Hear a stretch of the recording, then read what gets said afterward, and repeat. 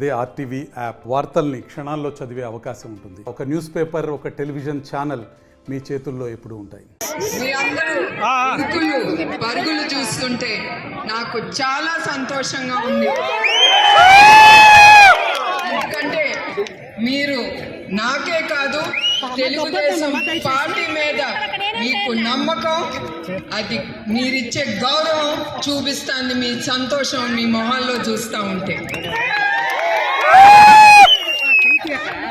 Telugu Desam party అంటే మన అన్న నందమూరి పౌరుషం, క్రమశిక్షణ, దాంట్లోనే మన చంద్రబాబు నాయుడు గారి ఓర్పు, విజనరియన్, అది మన పార్టీలో ఉంది.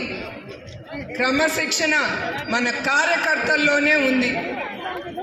నాకు తెలుసు మీ ఈ 5 సంవత్సరాలు చాలా కష్టాలు మీరందరూ ఎదుర్కొన్నారు. కానీ మన ధైర్యం, సహనం ఏం కోల్పోగలేదు. మనం పోరాడుతూనే ఉన్నాం. మీ అందరికీ తెలుసు ఈ ప్రభుత్వం ఎంత అరాచకాలు చేసిందో. మన తెలుగు దేశం కార్యకర్తలు అంటే చాలు, వాళ్ళు కొట్టడం లేదా తప్పుడు కేసులు పెట్టి జైల్లో పెట్టడం అంటే ఏంటి?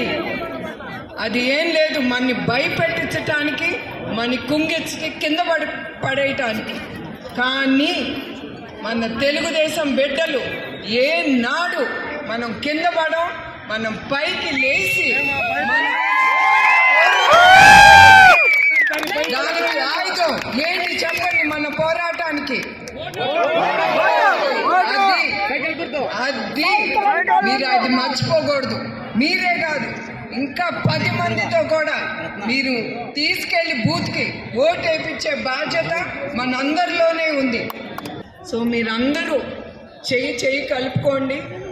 చిన్న చిన్న ఇబ్బందులు ఉంటాయి. కుటుంబం అంటే ఫైటింగ్లు అవన్నీ ఉంటాయి. లోపల మనం బయట చూపించుకోకూడదు.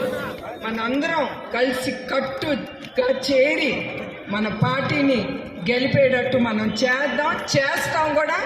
వచ్చేది తెలుగుదేశమే. జై తెలుగుదేశం.